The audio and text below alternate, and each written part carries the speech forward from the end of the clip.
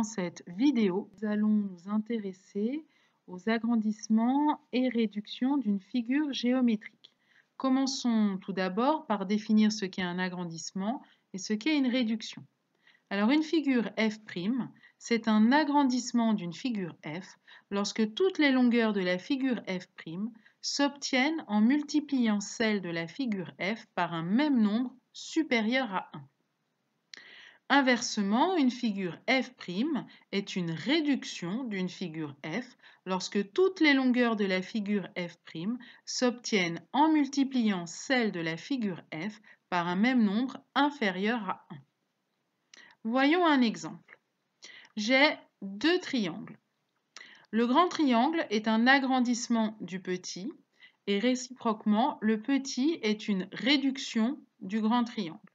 En effet, si je regarde les longueurs 2 à 2, la plus petite longueur dans les deux triangles, 1,6 et 2, la moyenne, 2,4 et 3, et la plus grande, 3,2 et 4. Je mets ces longueurs dans un tableau pour voir ce qui se passe entre elles. Et là, je m'aperçois que je peux passer de la petite longueur à la grande, c'est-à-dire que le 3,2 du petit triangle, eh bien je vais pouvoir obtenir le 4 du grand triangle en multipliant par 1,25. Et toutes les longueurs du petit triangle permettent, si on les multiplie par 1,25, d'obtenir les longueurs du grand triangle. Autrement dit, le grand triangle est un agrandissement de rapport 1,25 du petit triangle. Réciproquement, je vais pouvoir obtenir les longueurs du petit triangle à partir des longueurs du grand triangle en multipliant par 0,8.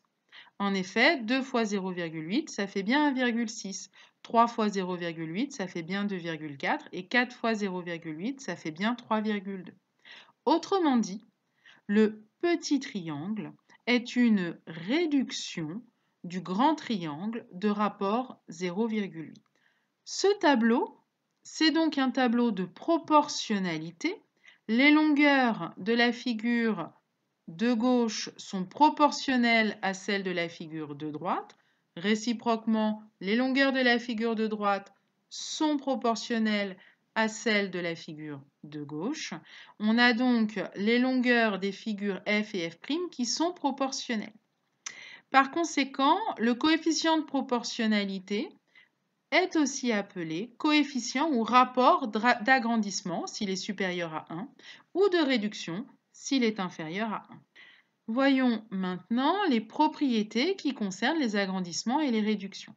Dans un agrandissement ou une réduction de figure géométrique, les mesures des angles, la perpendicularité ou encore le parallélisme sont conservés. Si on considère le quadrilatère A'B'C',D', qui est un agrandissement de rapport 1,5 du quadrilatère ABCD, eh bien, les angles droits sont conservés. Donc, l'angle droit en B, on obtient aussi un angle droit en B'. Les droites parallèles restent parallèles. On voit que AB est parallèle à CD sur le quadrilatère ABCD. Alors A'B' et C'D' sont parallèles dans le quadrilatère A'B', C'D'. L'angle A et l'angle A' ont la même mesure. L'angle D et l'angle D' ont la même mesure. Autrement dit, dans un agrandissement ou une réduction, on va évidemment avoir des figures de même forme. Particulier, un triangle équilatéral, si on prend un agrandissement ou une réduction d'un triangle équilatéral, c'est encore un triangle équilatéral. Nous allons voir maintenant une dernière propriété concernant les agrandissements et réductions, à savoir que dans un agrandissement ou une réduction de rapport K, les aires sont multipliées par K au carré, c'est-à-dire K fois K. Voyons concrètement sur un exemple. Si je prends un rectangle EFGH qui est une réduction de rapport 0,6 du rectangle ABCD dont je connais l'aire et qui mesure 20 cm², je peux calculer directement l'aire du rectangle EFGH en faisant le calcul suivant. 20 fois 0,6 au carré, autrement dit 20 fois 0,6 fois 0,6, ce qui va donner 7,2 cm². Donc, à retenir, dans un agrandissement ou réduction de rapport K, les R sont multipliés par K fois K, c'est-à-dire K au carré.